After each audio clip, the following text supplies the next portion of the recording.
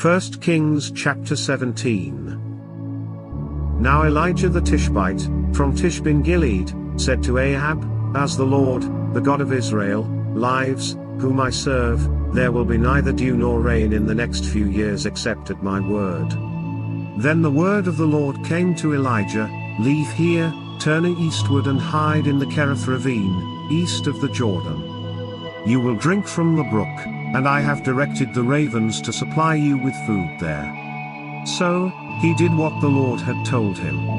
He went to the Kerith ravine, east of the Jordan, and stayed there. The ravens brought him bread and meat in the morning and bread and meat in the evening, and he drank from the brook.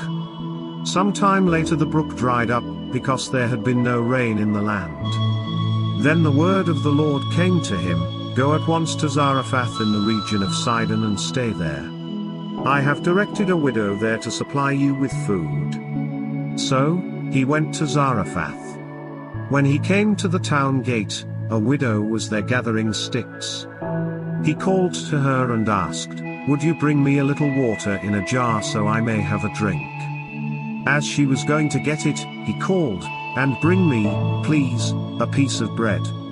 As surely as the Lord your God lives, she replied, I don't have any bread, only a handful of flour in a jar and a little olive oil in a jug. I am gathering a few sticks to take home and make a meal for myself and my son, that we may eat it, and die. Elijah said to her, Don't be afraid. Go home and do as you have said. But first make a small loaf of bread for me from what you have and bring it to me, and then make something for yourself and your son. For this is what the Lord, the God of Israel, says, The jar of flour will not be used up and the jug of oil will not run dry until the day the Lord sends rain on the land. She went away and did as Elijah had told her.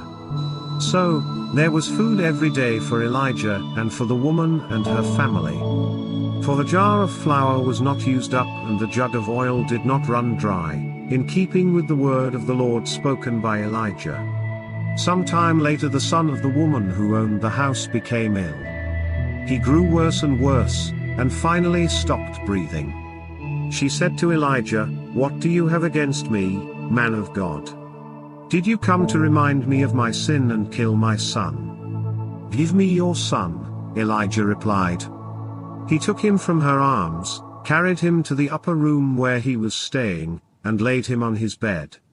Then he cried out to the Lord, Lord my God, have you brought tragedy even on this widow I am staying with, by causing her son to die? Then he stretched himself out on the boy 3 times and cried out to the Lord, Lord my God, let this boy's life return to him. The Lord heard Elijah's cry, and the boy's life returned to him, and he lived. Elijah picked up the child and carried him down from the room into the house. He gave him to his mother and said, Look, your son is alive. Then the woman said to Elijah, Now I know that you are a man of God, and that the word of the Lord from your mouth is the truth.